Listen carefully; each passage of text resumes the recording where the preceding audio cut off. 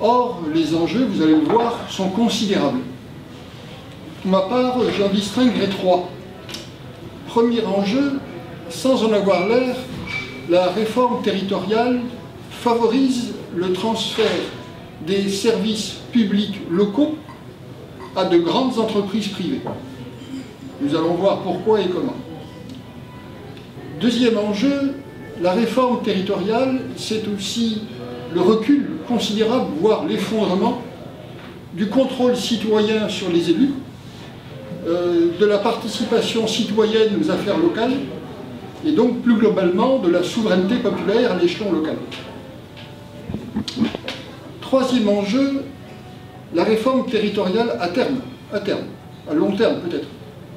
C'est la disparition de l'Europe des nations actuelles, des 28 nations, remplacée par une Europe des régions, une Europe à plusieurs centaines de régions. Alors, qu'est-ce que c'est que cette Europe des régions? Comment est-ce que ces promoteurs la conçoivent? Je vais commencer par cet enjeu-là. Les partisans de l'intégration européenne, depuis longtemps maintenant, travaillent à dissoudre les États-nations. Pour faire l'Europe, ils défont les nations, et notamment la France. Dans ce but, ils s'efforcent à la fois d'agrandir au maximum la taille des régions, mais aussi ils s'efforcent de donner aux régions le maximum de pouvoir. Dans ce processus de régionalisation, les pays voisins de la France ont beaucoup d'avance sur nous. Ainsi, l'État central espagnol a gardé très peu de compétences à l'heure actuelle. L'essentiel du pouvoir a été en effet transféré aux régions espagnoles, qu'on appelle pour cette raison des communautés autonomes. Le terme parle bien, il dit bien ce qu'il veut dire. Communauté et autonome par rapport à l'État central. Certaines de ces communautés autonomes réclament encore plus de pouvoir. C'est le cas en particulier pour le Pays Basque et pour la Catalogne. Catalogne, Pays Basque, qui sont tentés d'accéder à une indépendance complète par rapport à l'État espagnol, et tentés de se rattacher directement à Bruxelles. La situation est comparable en Belgique, qui pourrait à assez court terme éclater en deux grandes régions, la Flandre et la Wallonie, rattachées l'une et l'autre directement à Bruxelles. La Grande-Bretagne, plutôt le Royaume-Uni de Grande-Bretagne, doit ce nom de Royaume-Uni au fait qu'il est constitué de diverses régions qui ont gardé beaucoup d'autonomie par rapport à l'État britannique et dont certains, en tout cas, sont tentés aussi d'accéder à l'indépendance. Vous avez tous remarqué que récemment, l'Écosse a organisé un référendum d'indépendance pour quitter le Royaume-Uni et se rattacher directement à Bruxelles. L'État italien a été constitué de briques et de broc au XIXe siècle par le rassemblement de diverses républiques et de divers royaumes. Ces anciennes républiques, ces anciens royaumes ont gardé beaucoup d'autonomie par rapport à l'État central italien, et notamment entre l'Italie du Nord et l'Italie du Sud, il y a de très grandes différences économiques, culturelles, etc. Et un conflit qui est plus ou moins permanent, avec la tentation pour beaucoup de l'Italiens du Nord de quitter la République italienne pour se rattacher aussi directement à Bruxelles. L'unité allemande paraît plus forte, mais en réalité est tout aussi problématique. L'unité allemande a été faite au XIXe siècle par la force. C'est le roi de Prusse, à l'époque puissance allemande dominante, c'est la Prusse qui militairement a imposé l'unité allemande à des régions allemandes, de langue allemande, qui étaient beaucoup plus tièdes pour cette unité. Aujourd'hui, outre l'opposition que tout le monde connaît, opposition qui n'a pas été surmontée entre l'ancienne République démocratique allemande, c'est-à-dire l'Allemagne de l'Est, l'Allemagne socialiste, l'Allemagne communiste, d'une part, et d'autre part l'ancienne République fédérale allemande, Allemagne de l'Ouest, Allemagne capitaliste. Donc entre ces deux morceaux de l'Allemagne, la division, les différences culturelles, politiques, etc. n'ont pas été surmontées, elles subsistent. Et beaucoup d'Allemands constatent qu'il y a en Allemagne de l'Est ce qu'on appelle une nostalgie, c'est-à-dire un regret de la RDA et un certain refus du capitalisme ouest-allemand. De plus, l'Allemagne fédérale, ou Allemagne de l'Ouest, actuellement c'est l'ensemble de l'Allemagne, l'Allemagne est fédérale, ce qui veut dire par définition qu'elle laisse beaucoup de pouvoir aux Länder, c'est-à-dire les régions allemandes, qui sont très autonomes par rapport à l'État central. En somme, la France se distingue des autres pays européens par sa forte unité. Elle est pratiquement le seul État européen ayant une forte unité. Ce jacobinisme, ce centralisme nous distingue des autres États européens. La Constitution française, par exemple, que j'ai là, si vous voulez, on pourra la consulter, affirme dès l'article 1er que la France est une république indivisible. Ce mot seul nous distingue des autres pays environnants. Contrairement aux pays voisins où les régions sont anciennes et ont une forte identité, les régions françaises, elles, sont de création très récente. Elles n'ont été inventées, créées que par les successeurs du général de Gaulle. Donc c'est tout récent. Ça s'est fait à l'époque où j'étais moi un jeune homme. Ça a commencé à se faire quand j'étais jeune homme. Enfin, c'est tout récent. Ça a une génération d'âge, pas plus. Cette naissance récente est aussi une naissance artificielle. Les régions françaises, en effet, n'ont de frontières ni naturelles, ni économiques, ni linguistiques, ni culturelles. Ce sont des créations totalement artificielles. Ainsi, la région Bretagne ne comprend qu'une partie de la Bretagne historique, celle d'Anne de Bretagne, l'ancien duché de Bretagne, c'est seulement une partie de l'ancien duché. Le Languedoc-Roussillon, notre région à nous, additionne d'une part un territoire où la langue naturelle est la langue d'oc, la langue occitane, et un autre territoire, la Catalogne française, dont la langue naturelle est le catalan.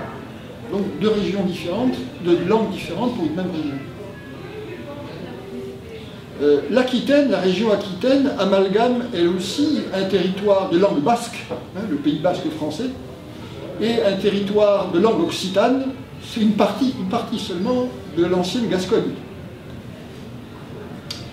Bref, les régions françaises sont des inventions purement administratives. Leurs frontières ont été arbitrairement tracées dans des bureaux de ministères parisiens. Elles n'ont été inventées que pour refaire la France sur le modèle du reste de l'Europe, dans la perspective d'un État européen fédéral, fédérant non plus des nations, puisqu'elles auraient disparu, mais des régions. Comment, en France en particulier, faire disparaître l'identité nationale et le patriotisme français au profit d'identités régionales et de patriotismes régionaux? Pas facile en France. En revanche, autour de la France, en Catalogne espagnole, dans l'Écosse britannique, dans la Flandre belge, cette évolution est très avancée. Le remplacement des nations actuelles par des régions rattachées directement à Bruxelles, c'est un processus qui, dans ces pays-là, dans ces régions-là, est très avancé. Le morcellement de la France, lui, est plus difficile, à raison de cette forte unité, et ce morcellement ne fait que commencer. Dans ce but, comme je l'ai dit, je le rappelle, on s'efforce à la fois d'accroître la taille des régions et le pouvoir des régions. On cherche à faire des régions actuelles françaises des sortes de petits États à l'intérieur du grand État français. Et puis, d'autre part, sournoisement, discrètement, souterrainement, dans le dos des citoyens qui en général ne le savent pas, on a créé des euro-régions, ainsi appelées parce que elles sont à cheval sur 2, voire sur 3 nations. À cheval. Nous leur nom d'euro-région. Ainsi, à votre insu probablement, le Languedoc-Roussillon est membre d'une euro-région franco-espagnole, qui porte déjà un nom, elle s'appelle la Communauté de travail des Pyrénées. Alors, cette communauté de travail des Pyrénées, j'ai apporté ici la carte qui la représente, extraite d'une publication du Conseil régional Languedoc-Roussillon. Donc, cette euro-région franco-espagnole comprend, vous le voyez, au nord, les 3 régions françaises alignées le long des Pyrénées, la nôtre, Languedoc-Roussillon, Midi-Pyrénées, et à l'extrême ouest, la région Aquitanie. Et sur le versant espagnol des Pyrénées, 4 régions espagnoles. L'Euskadi, c'est-à-dire en gros le Pays basque espagnol, la Navarre, l'Aragon et la Catalogne espagnole, avec en plus l'Andorre, ce qui fait 8 entités pour constituer cette euro-région.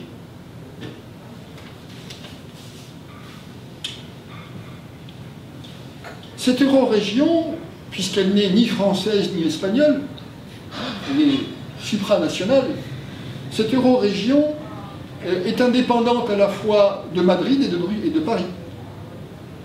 Elle reçoit son budget directement de Bruxelles et n'a de compte à rendre qu'à Bruxelles, qui est son seul interlocuteur. Vous voyez comment se préfigure, comment se dessine déjà la future Europe des régions. De même, il existe une euro-région franco-italienne. Voici la carte, extrait d'une publication du Conseil régional PACA, Provence-Alpes-Côte d'Azur. Donc, cette euro-région franco-italienne comprend, côté italien, 3 régions. La Ligurie au sud, le Piémont et au nord, le Val d'Aoste. Et côté français, 2 régions françaises, au sud, Provence-Alpes-Côte d'Azur, en jaune, et au nord, en bleu, c'est Rhône-Alpes. Donc, 5 régions, les unes italiennes, les autres françaises, pour constituer cette euro-région. Ces euro-régions ont la particularité qu'elles tendent à faire disparaître évidemment tout sentiment national en le remplaçant par un sentiment régional supranational. Et elles préfigurent l'une et l'autre, donc ce que serait la future Europe des régions, avec un État fédéral fédérant des régions et non plus des nations. J'ajoute qu'il existe à Bruxelles un comité des régions qui serait alors le Parlement des régions européennes, remplaçant le Parlement actuel qui est le Parlement des nations.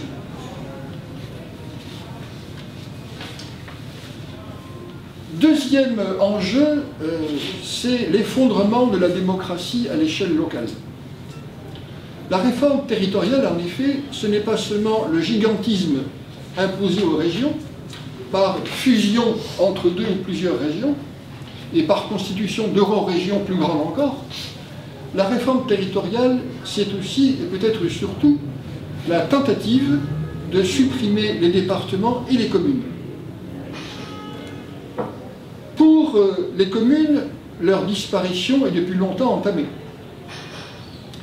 Les communes sont en effet jugées par les européistes, par les partisans de l'empire bruxellois, de l'intégration européenne, par les partisans de la mondialisation. Les communes sont jugées bien trop petites pour être compétitives dans le cadre du marché européen et a fortiori dans le cadre du marché mondial. Même Paris serait trop petit. Paris, qui, je vous le rappelle, a la taille d'un département français et la population d'un département français. Même Paris serait trop petit. Et la réforme territoriale crée une métropole parisienne en faisant avaler au Paris actuel les 3 départements environnants. Les 3 départements environnants. D'un seul coup de gueule, d'un seul. Excusez du peu. Mais les Français ont en général un attachement sentimental pour leur commune. Un patriotisme de clocher, comme disent avec mépris les partisans du gigantisme européen et de l'intégration européenne. Voilà pourquoi on n'a pas osé supprimer les communes d'un seul coup, d'un seul. On a manœuvré et on a rusé. Comment? Eh bien, on a créé, au cours des dernières décades, et parfois des dernières années, on a créé au-dessus des communes des structures supracommunales de plus en plus grandes. En zone rurale, c'est ce qu'on appelle les communautés de communes, qui comprennent en général 4, 5, 6, 10, 12 communes.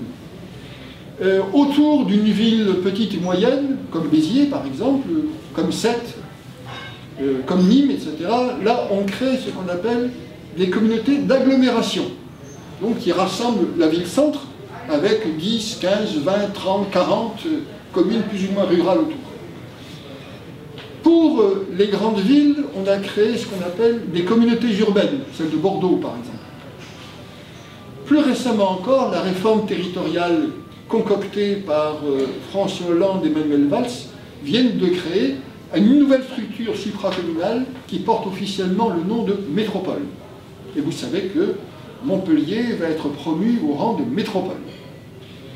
Pour être une vraie métropole, elle va devoir probablement avaler beaucoup plus que les actuelles communes de l'agglo de Montpellier. Vous savez que Georges Frêche, de son vivant, rêvait d'un grand ensemble allant de Nîmes jusqu'au bassin de Thau, donc de Nîmes jusqu'à Sète.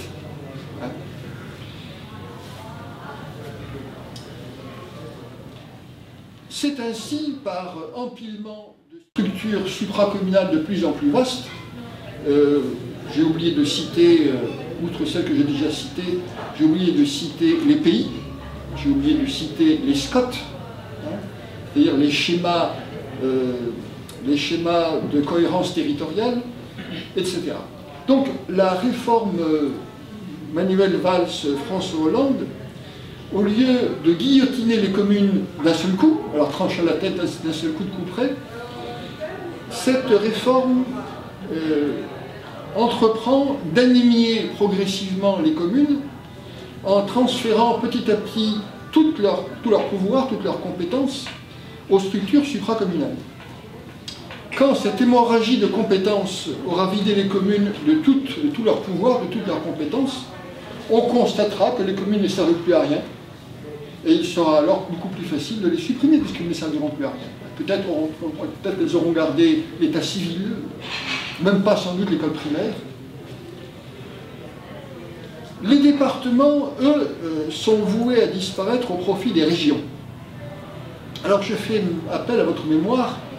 Vous vous souvenez peut-être qu'il y a quelques années, sous le gouvernement Raffarin, a été proposé aux Corses un référendum au terme duquel ils devaient supprimer les 2 départements corses pour les remplacer par la région corse. Et plus récemment, la même tentative a été faite en Alsace, ça remonte à 1 an ou 2. On a proposé aux Alsaciens un référendum où ils devaient se prononcer pour la disparition des 2 départements alsaciens au profit d'une région alsacienne. Pour ces 2 référendums, les Français ont eu la bonne idée de répondre non. Si bien que les 2 projets ont échoué, mais ils montrent bien le dessein du pouvoir central, au service de Bruxelles, faire disparaître les départements au profit des régions. Comme les Français sont rétifs, eh bien là aussi il faut ruser. Voilà pourquoi actuellement on en est à faire disparaître une partie seulement des départements, tandis que seraient gardés des départements dans les zones rurales, et on fait disparaître les conseils généraux, donc les conseils des départements, mais on garderait administrativement des départements gérés par un préfet. Donc vous voyez, c'est une étape vers la disparition à plus long terme des départements.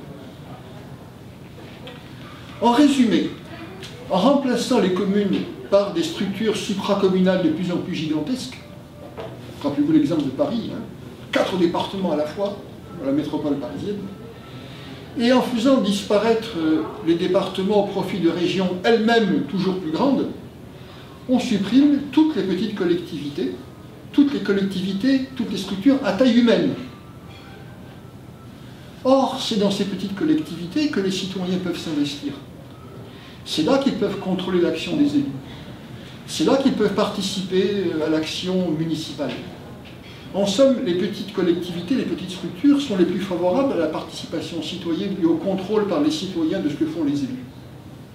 Et en faisant disparaître toutes les petites structures, toutes les petites collectivités, eh bien on supprime le contrôle citoyen, la participation citoyenne, la souveraineté populaire à l'échelle locale. Pas moins. Mais les citoyens n'en sont pas conscients, malheureusement. Ça se fait sans qu'ils s'en rendent compte. Troisième enjeu, la privatisation des services publics locaux. Autrefois, il n'y a pas si longtemps, je pourrais dire naguère, les mairies assuraient certains services publics locaux.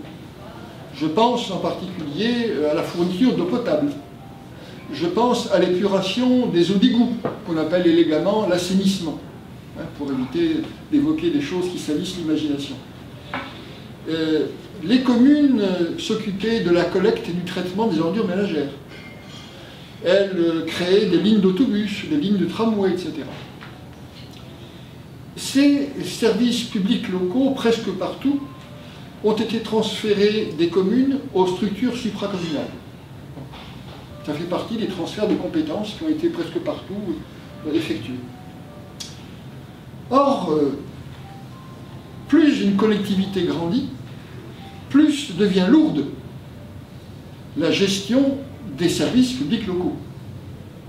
Gérer, par exemple, la collecte et traitement des ordures ménagères dans un village de 1000 habitants, c'est à la portée de tout le monde, de tous les élus.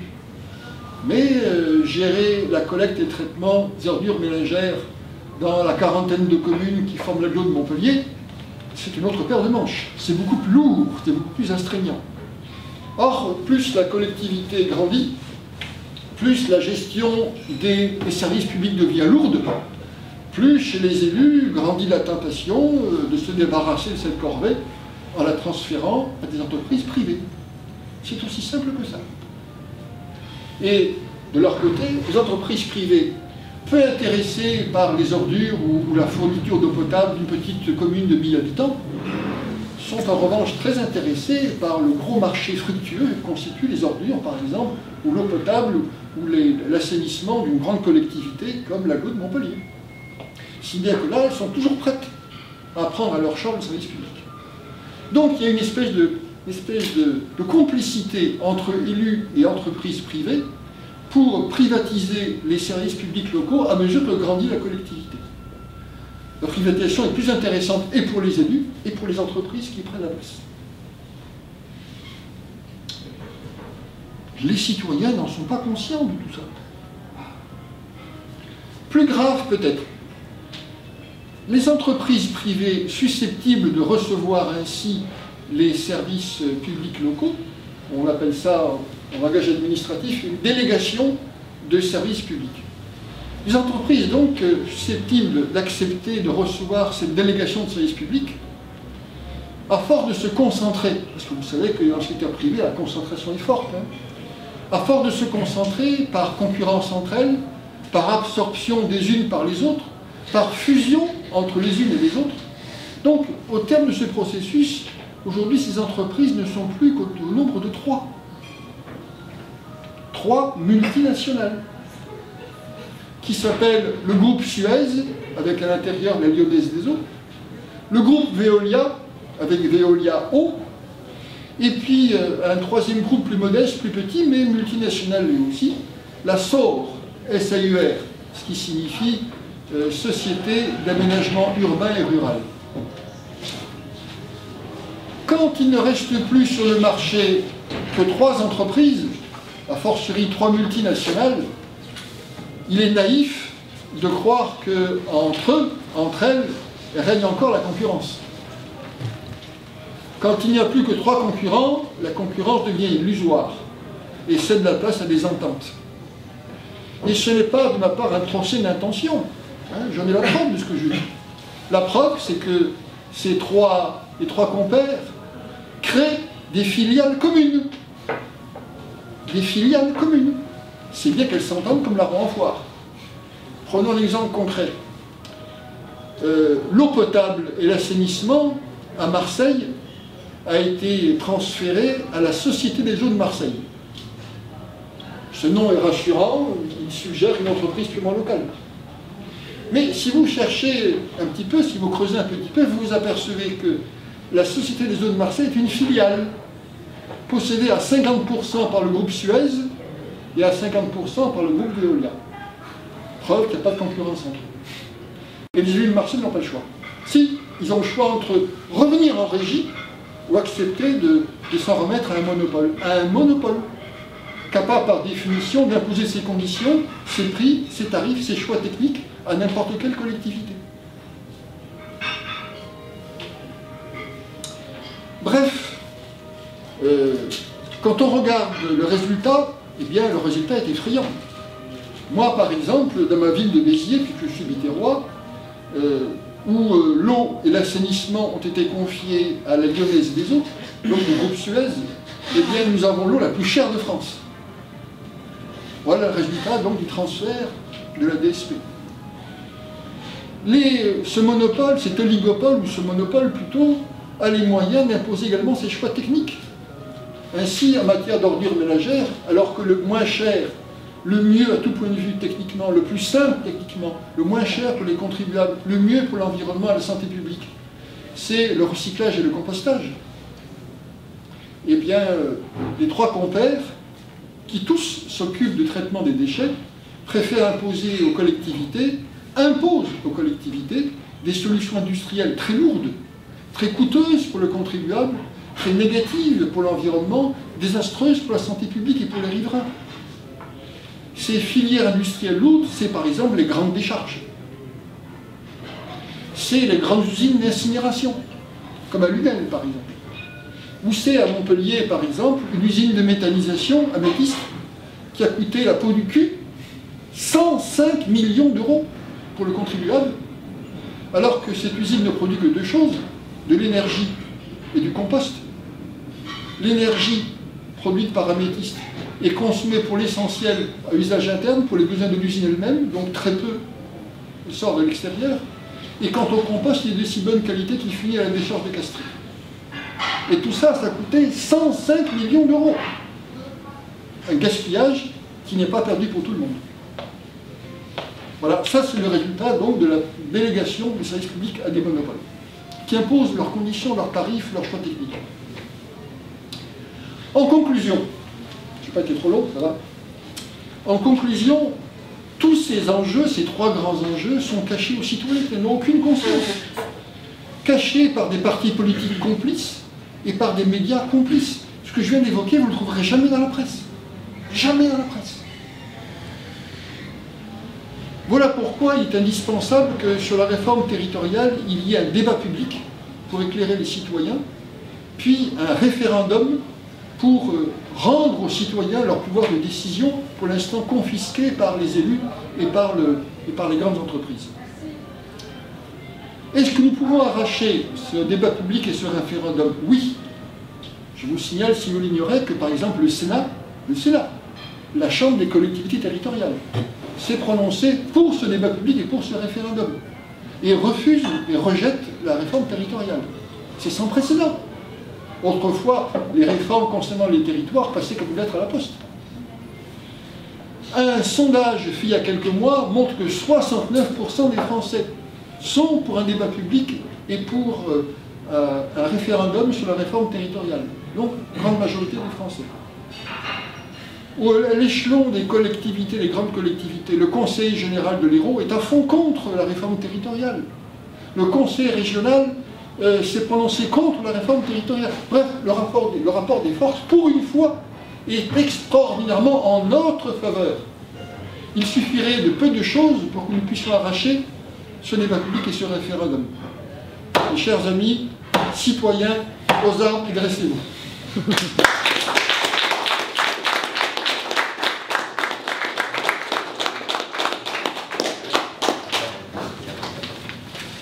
Vous avez des questions?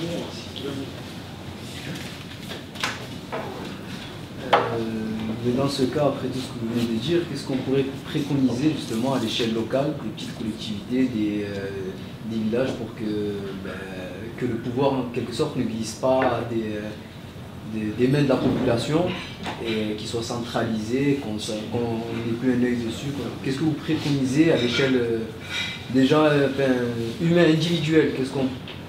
Alors, actuellement, vous le savez, ceux qui ont créé cet empilement de structures supracommunales, hein, une dizaine de structures supracommunales, hein, allant des communautés d'agglomération jusqu'aux métropoles. Bon.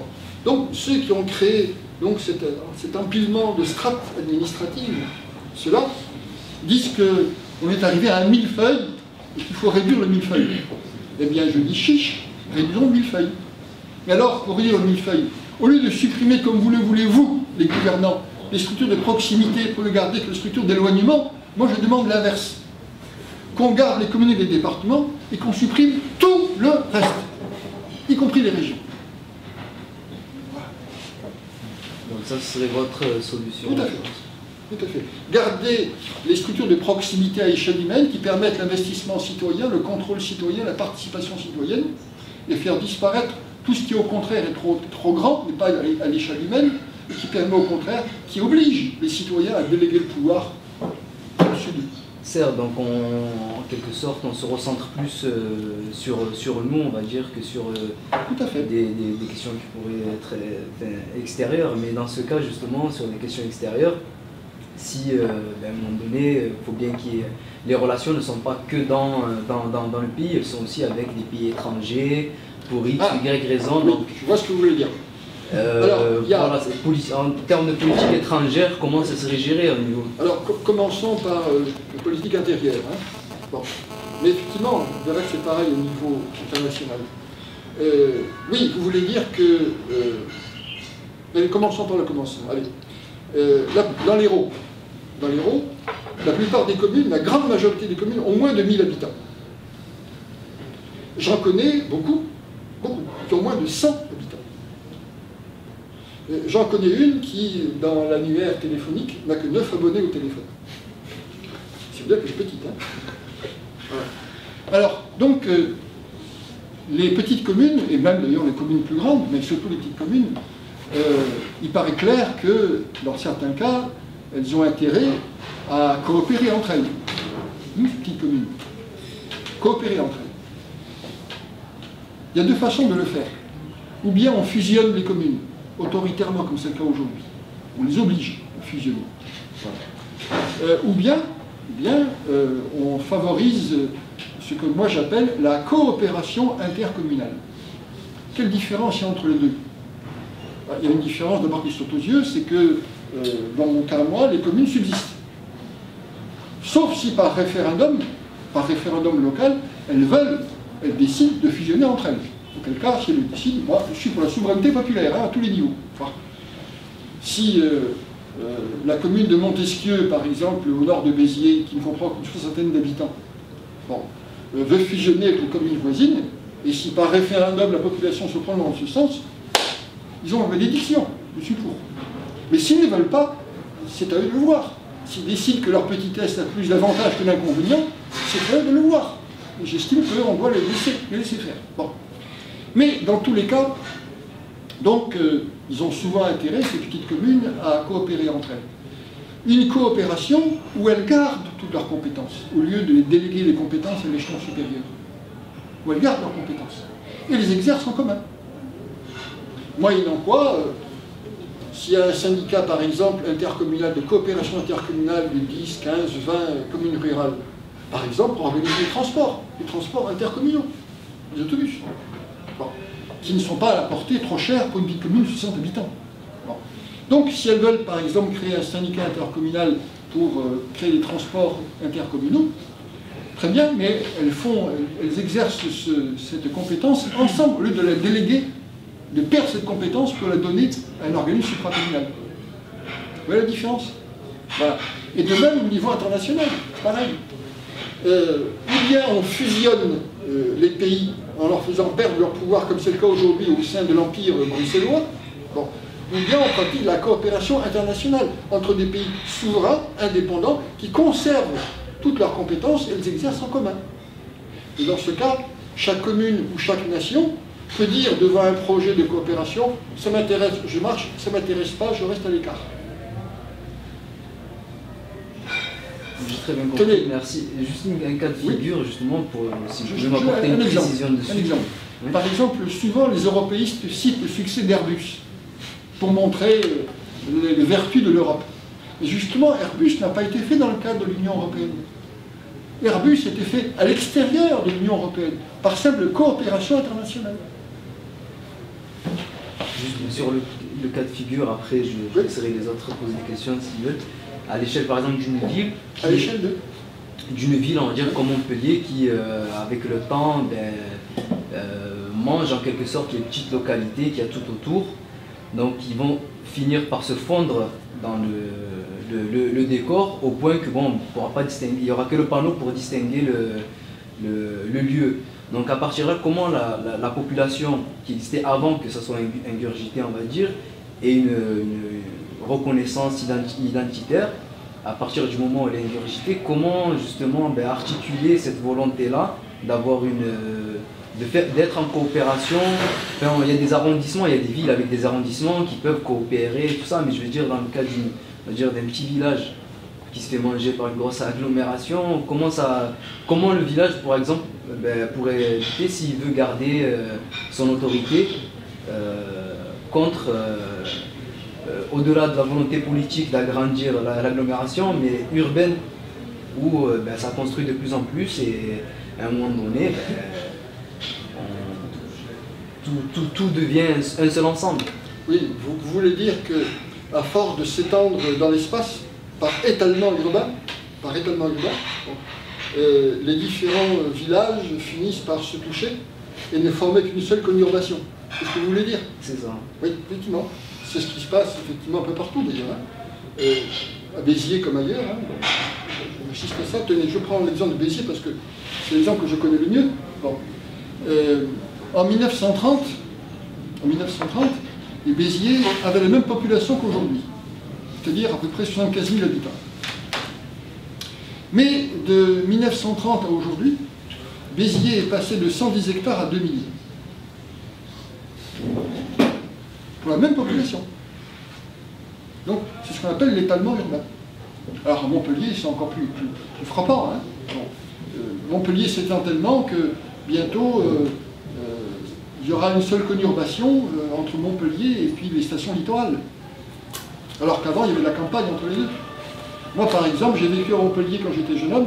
À cette époque-là, la paillade, c'était de la vigne et de la campagne. La paillade n'existait pas. Voilà, moi, j'habitais le Petit Bar. Le Petit Bar, c'était l'extrémité, la périphérie de Montpellier. Il n'y avait rien. C'était à la campagne. Donc, voilà, il y a un étalement urbain extraordinaire. Mais le fait que des communes, enfin, que les villages ou les villes finissent par se toucher, n'entraîne en rien la fusion administrative, la fusion politique. Il n'y a pas de lien de causalité entre les deux. Bon. Une commune qui veut rester autonome, qui veut rester en autogestion, ça dépend d'elle, la condition bien sûr que le pouvoir politique national, européen, ne l'oblige pas à fusionner, comme c'est le cas aujourd'hui. Donc aujourd'hui, la bataille, il faut la mener au échelon local, mais aussi à l'échelon national et à l'échelon international, voilà, en refusant le gigantisme.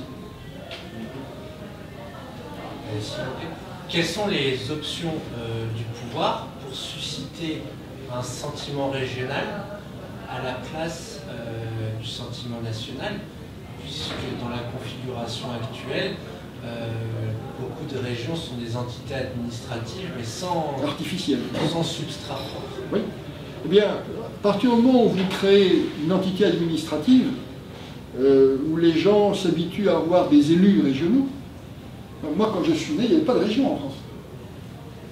Ils ont été créés quand j'étais jeune homme, elles ont commencé le prix quand j'étais jeune homme. Bon. Après le départ et la mort du général de Gaulle. Donc, quand vous créez une entité administrative comme les régions, vous créez un conseil régional, des élections régionales, un pouvoir régional, etc., les gens, progressivement, s'habituent à se considérer comme membres d'une région, puisqu'elle existe. Bon, à s'adresser aux élus régionaux, puisqu'ils existent. À leur demander des choses, puisqu'ils ont des pouvoirs. Lorsque, mettons, à Béziers, on veut faire tel ou tel travaux, on demande une subvention régionale. Et c'est partout pareil. Bon. Donc, progressivement, les gens s'habituent à compter qu'ils sont membres d'une région. Et ainsi, progressivement, peut se créer, c'est pas automatique, mais c'est assez naturel, peut se créer un sentiment d'appartenance régionale. Dans le cas de Montpellier, quelque temps, on entendait parler d'un projet de septimanie. Oui, c'est Georges Frêche. Georges Frêche. Oui. Qu'est-ce que vous pouvez dire sur ce projet et s'il a échoué, qu'est-ce qu'il a... Ben, ça, c'est un bon exemple du fait que Georges Frêche a essayé de réveiller un patriotisme, un atavisme régional. Bon. Sous l'Empire romain, il est arrivé que ce qu'on appelait des légionnaires vétérans, d'ailleurs qui étaient arrivés à l'âge d'une quarantaine d'années environ, bon, qui avaient fait un service de 20 ans dans l'armée, dans les légions romaines. Bon. Donc il arrivait que ces vétérans, on les démobilise et on leur donne dans les provinces conquises par eux, avec leur sang, avec leur sueur, qu'on leur donne donc un lopin de terre pour qu'ils puissent devenir de soldats qu'ils étaient, paysans, cultivateurs. C'est ainsi que se sont créées de nombreuses colonies romaines, des colonies militaires. Voilà. Et notamment les vétérans de la 7e Légion romaine, sous l'Empire romain, ont été démobilisés et ont reçu des lopins de terre dans la région de Narbonne, de Béziers, etc. Voilà. Les Septimani, c'était les vétérans de la 7e Légion, Septima Legio, la 7e Légion. Bon. Et donc, la Septima Legio, les Septimani, les vétérans de la 7e Légion, ont créé ici ou là donc des villages, des domaines agricoles, etc., des collectivités, etc. Et donc, à Rome, dans la capitale impériale, on a fini par appeler la région la Septimanie, la région des vétérans de la 7e Légion. Et donc, Georges Frêche, partisan convaincu de l'Empire européen, partisan convaincu de la grande région, il voulait faire, je vous rappelle, une immense capitale régionale allant de Nîmes jusqu'à Sète. Donc, Georges Frêche, qui avait la folie des grandeurs, qui était un visionnaire de ses qualités, mais qui était aussi un partisan du gigantisme. Donc Georges Frêche, partisan de l'intégration européenne, partisan des grandes régions, partisan de la décentralisation, de la disparition de l'État français au profit de grandes régions, donc, il a essayé de provoquer justement ce qu'ils appelaient un patriotisme régional, de provoquer en rappelant que le Roussillon, autrefois, c'était la Septimanie. Et que nous, les Septimaniens, nous avons été conquis par Paris. Il a cherché à créer une opposition entre la région et puis l'État parisien, l'État français.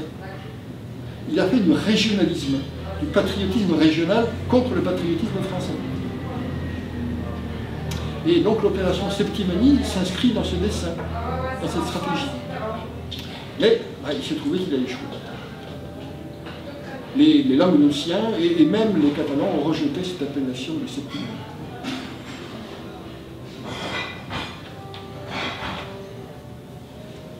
Je voulais vous poser trois questions, enfin il y en a deux, c'est plus une présentation de problème.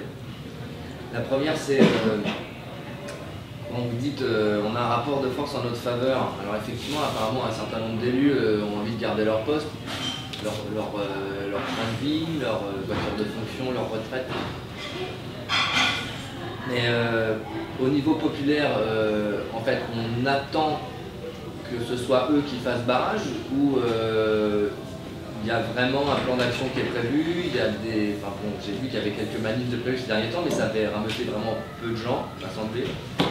Et que malgré l'opinion favorable des Français à 69% pour faire un référendum, je pense qu'ils seraient d'accord à 98% pour faire un référendum pour interdire les OGM en France, au moins dans l'alimentation. Je pense qu'il y a beaucoup de référendums où les Français seraient vraiment très très favorables, mais de là à ce qu'ils adviennent, pour moi il y a quand même un gros écart malheureux. Et là où je me questionne sur dans quelle mesure on peut compter sur les élus, c'est, je vais prendre deux exemples. Premier exemple, les transferts de compétences des services publics vers le privé, aujourd'hui ont pris une telle dimension qu'il n'est pas évident de revenir en arrière.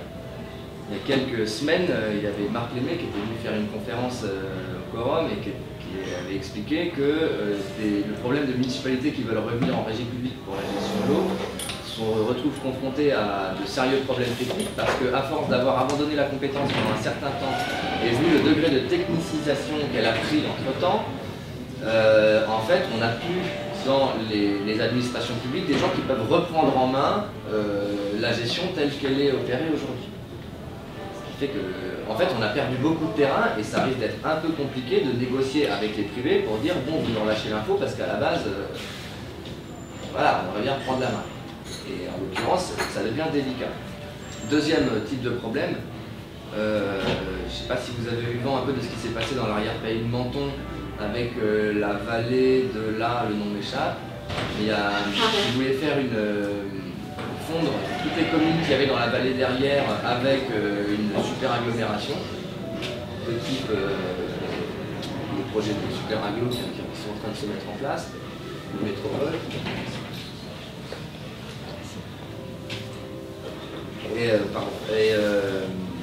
En l'occurrence, les gens de ces communes ne voulaient pas être intégrés dans une super commune basée sur, je crois que c'était Menton, mais je suis tout à fait sûr. Ça vous dit rien cette histoire? Non.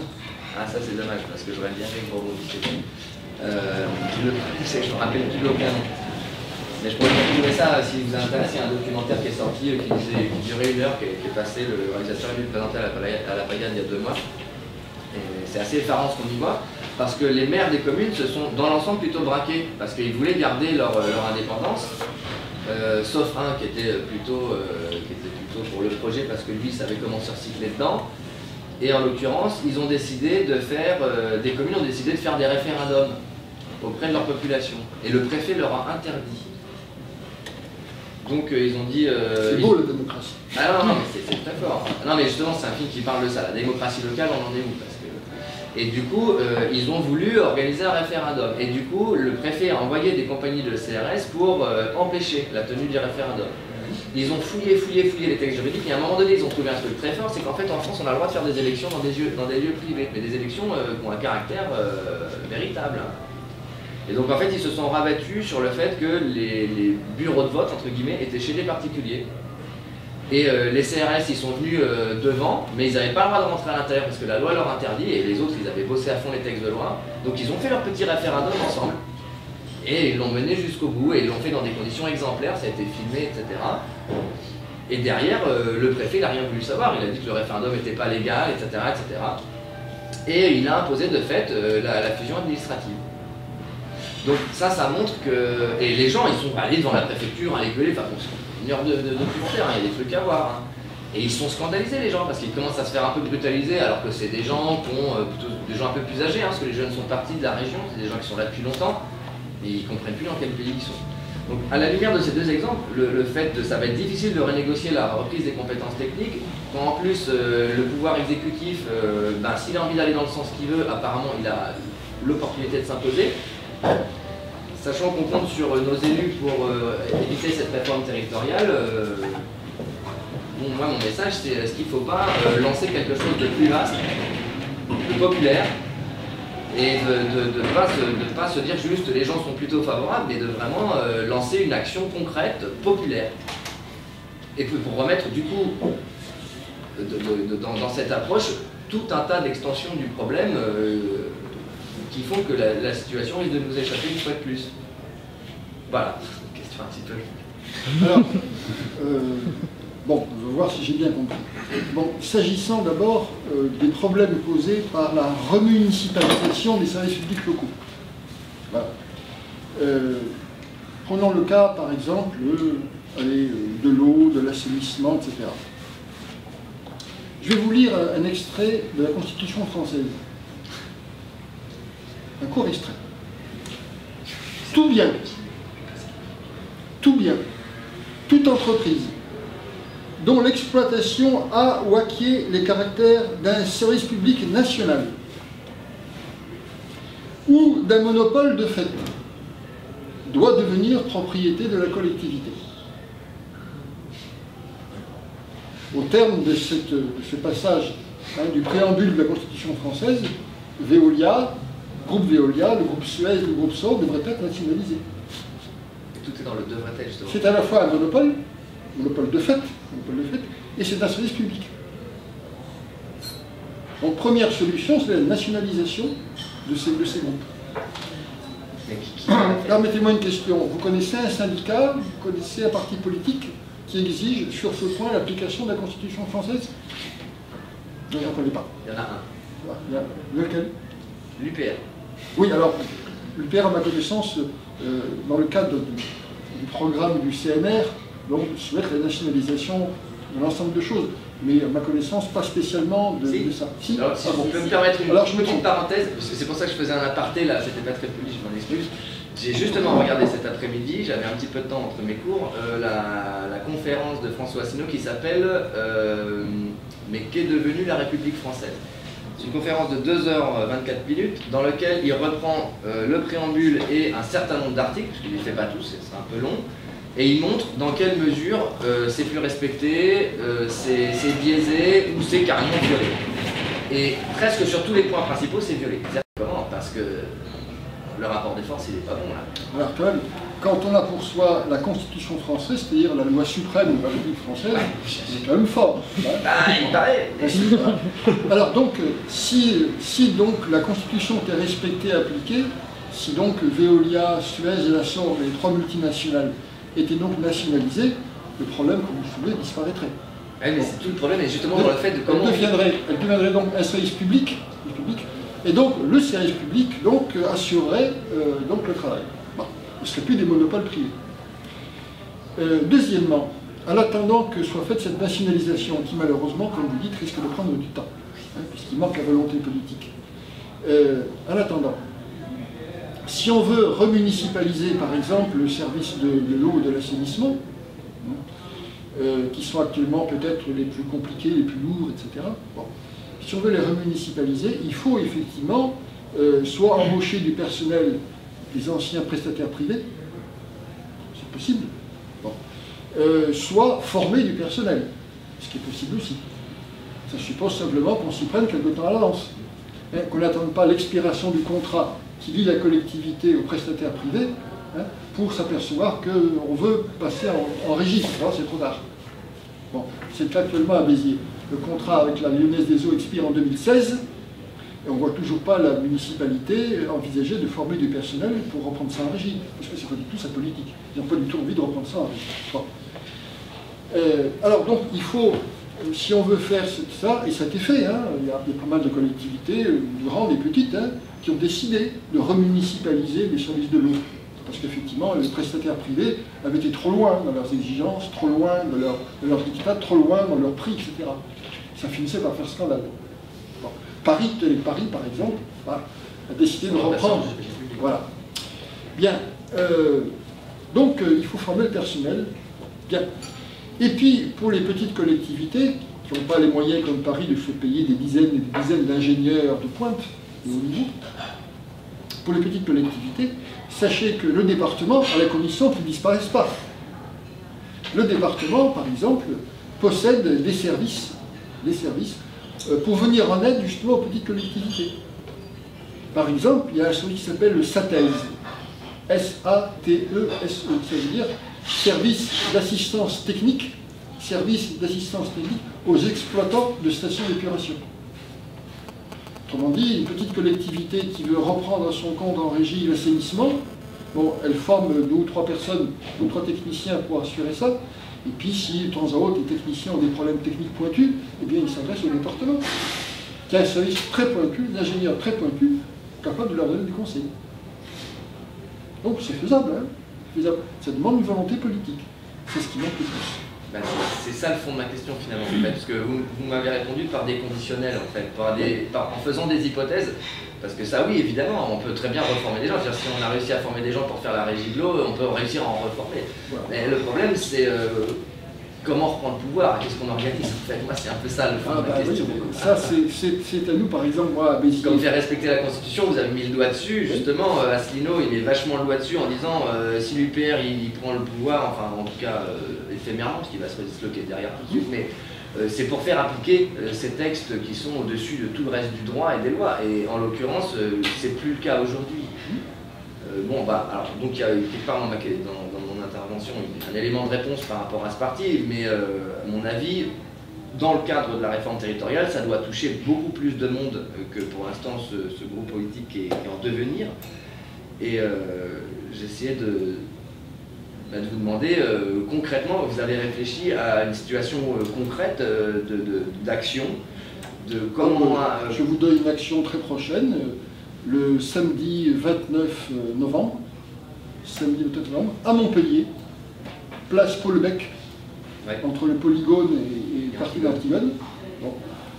Nous allons tenir un forum sur la réforme territoriale, donc ouvert à tous les vents. Tous les Montpelliérains prévenus par Internet et par la presse pourront y venir pour s'informer sur la réforme territoriale et signer des pétitions demandant débat public et référendum. Donc voilà une action concrète. D'accord. Ouais. Voilà. Et je crois d'ailleurs que l'UPR veut y participer. Ah ouais, ça, c'est bien. Donc je vous invite et invitez vos amis donc le samedi 29 novembre entre midi et 18h à peu près. Donc un samedi quand même facilement se mobiliser, en principe on est parti au boulot. Donc vous pourrez participer à ce forum en plein air avec des stands, des expositions, etc. etc. Moi par exemple je vais présenter une exposition montrant comment se font les eurorégions. Parce que personne ne sait, donc ce sera une révélation pour des centaines de Montpelliérains qui vont passer par là. Bon, vous avez prévu des caméras et un relais internet, c'est-à-dire un site et activer les réseaux sociaux autour de votre événement? Il faut répandre ça d'une manière virale. Oui, bien sûr, mais vous pouvez aussi, dès maintenant, participer à cette mobilisation en ébruitant partout que donc le samedi 29 novembre, place Paul Bec, entre le Polygone et Antigone, il y aura en plein air sur la place donc un forum avec plusieurs associations et partis politiques, donc qui va débattre avec les citoyens de la réforme territoriale et solliciter les signatures pour demander débat public et référendum. Voilà. Quel est l'intérêt des membres du gouvernement français à orchestrer, entre guillemets, sur le long terme, la perte de pouvoir? Et quel deviendrait leur rôle dans le futur si les eurorégions deviennent plus fortes? Oui, effectivement. Cette question, je me la suis souvent posée. Quand on connaît un peu les élus à tous les niveaux, et je les connais pas mal, on sait qu'ils sont très friands de pouvoir. Voilà. Et donc, je me suis souvent demandé, ces hommes si friands de pouvoir, qui, pour solliciter un mandat électif, ont en général 2 ou 3 motifs. L'un, c'est le goût du pouvoir, l'autre, parfois, le goût de l'argent, et le troisième, la gloriole. Hein. Se faire connaître, paraître dans les journaux, être interviewé par les journalistes, etc. Voir des gens venir les solliciter, leur lécher les bottes, ramper à leurs pieds pour obtenir ci, pour obtenir ça. Bon. Donc, comment est-ce que des élus acceptent de renoncer à tout ce qui leur est cher en acceptant les transferts de compétences, donc des pertes de pouvoir au profit d'échelons supérieurs? Je me suis souvent posé la question, je ne peux pas dire que j'ai une réponse claire. Je n'ai pas de réponse claire, parce qu'effectivement, ce n'est pas leur intérêt, et pourtant ils le font.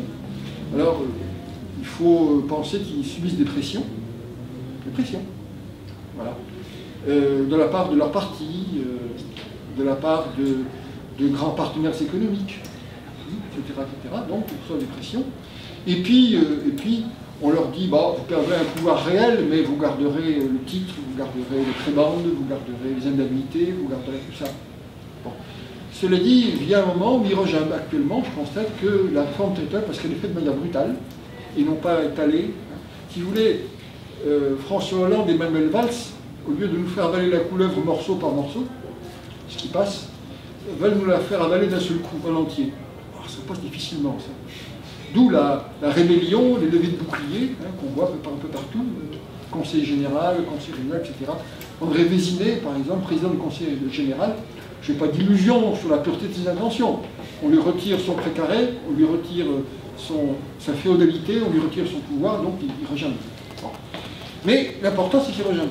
Parce qu'avant, il ne rejambait pas. Hein. Quand on a créé les agglos, par exemple, les comités de communes, il n'y a pas eu de rébellion. Les élus, en gros, ont marché. Cette fois, ils rejambent. Bon. Donc, apparemment, il y a un moment où ils en ont marre de perdre du pouvoir, etc. Voilà. Alors, il faut qu'on en profite. Justement, les membres de l'État français, comme François Hollande, Manuel Valls, les ministres, à long terme, ils financent, enfin, ils orchestrent leur propre disparition. Tout à fait. Si on va dans le sens des euros. Tout à fait. Exactement comme les élus locaux orchestrent leur propre disparition.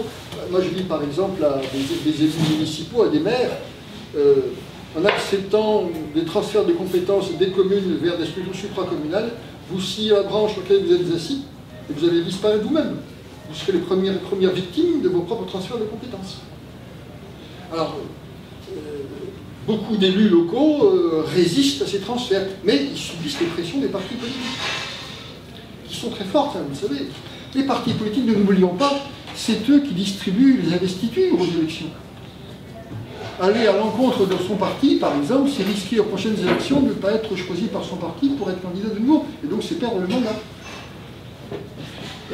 Aller à l'encontre, par exemple, de l'échelon supracommunal, c'est se priver des subventions de l'échelon supracommunal.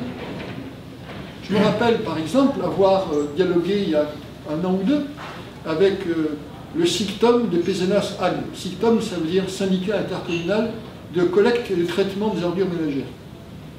Et je leur disais, actuellement, le Conseil général est en train d'élaborer un plan départemental de gestion des déchets qui est inacceptable, vous en êtes bien conscient.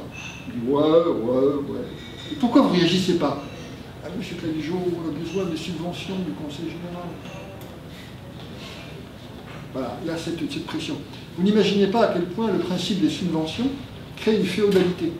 Ceux qui tiennent les cordons de la bourse, en l'occurrence, par exemple, le président du Conseil général, le président du Conseil régional, tiennent par les subventions une multitude d'élus au-dessous d'eux. On va juste prendre une dernière question, après, comme ça, on peut aller se retrouver ailleurs pour discuter. C'est très court. Je voudrais juste dire, la question que vous vous posez, moi aussi je me la pose depuis très longtemps. Je pense avoir apporté un certain nombre d'éléments de réponse dans la dernière partie de la conférence que j'ai faite au forum il y a un mois, 3 semaines, qui s'appelait Le Grand Marché Transatlantique, une étape supplémentaire du processus d'intégration totalitaire. La dernière partie de ma conférence, le 5e point, portait sur les psychoses de masse qui sont en train de se mettre en place en ce moment, la renonciation de soi, l'abandon définitif de son être, de son esprit, une forme de pouvoir fusionnel. Voilà, c'est pas développé maintenant, ça a duré un quart d'heure, 20 minutes dans la fin de ma conférence. Si ça vous intéresse, vous pouvez en poser. C'est une piste. Une dernière question, ça fait plaisir. Du coup, Bruxelles, puisque vous avez souligné que c'était à Bruxelles que le jeu politique, économique se jouait vraiment en Europe. Quelle place Bruxelles donnera à l'actuel État français s'il n'a plus de raison d'être réellement politique et économique dans le pays? Les élus actuels, qu'est-ce qu'on leur propose après la disparition de l'État-nation? Puisque eux-mêmes qu'est-ce qu'on leur promet pour qu'ils puissent accepter sur le long terme de perdre tout leur pouvoir politique qui est peut-être déjà perdu. Nos élus sont entraînés par une logique qui est redoutable. Je vais essayer de résumer cette logique. Quand vous acceptez la suppression des douanes, des barrières douanières, et que donc vous acceptez la concurrence sans barrière douanière, la concurrence libre à l'échelle internationale. Vous ne pouvez plus après vous empêcher de souhaiter que votre pays soit compétitif. Pour qu'il soit compétitif, eh bien, il faut que les salaires baissent. Il faut que la protection sociale recule. Il faut que le code du travail disparaisse, etc. etc. Vous êtes entraîné par une spirale logique et inévitable de régression sociale. Et vous organisez la régression sociale même si vous êtes de gauche, parce que c'est la conséquence inévitable de l'ouverture des frontières. Quand on accepte l'ouverture des frontières, on accepte forcément les conséquences. Voilà. Or, vous remarquerez que l'ouverture des frontières, qui devrait mobiliser toute la gauche, et notamment l'extrême gauche, eh bien, l'ouverture des frontières est acceptée par la gauche, et même par l'extrême gauche, qui confond le libre-échange avec l'internationalisme prolétarien. C'est comme ils se font piéger. Ils se font piéger, voilà. Quand vous acceptez la concurrence internationale sans frontières, sans barrières douanières, etc., vous êtes obligé de chercher le gigantisme territorial. Parce que pour peser pour exister simplement, et pour être compétitif à l'échelle européenne et à fortiori à l'échelle mondiale, il faut être le plus gros possible. Et voilà pourquoi on veut un très grand Paris, par exemple, capable de damer le pion à ses concurrents qui sont Londres, qui sont New York, etc. Voilà. Donc plus on est gros, plus on pense qu'on sera compétitif. Et donc, l'ouverture des frontières entraîne la course au gigantisme. Et la course au gigantisme exige la disparition des communes et des départements. C'est une logique terrible, mais c'est la logique de tous ceux qui ont accepté les prémices. Après, il faut qu'ils aient les conclusions.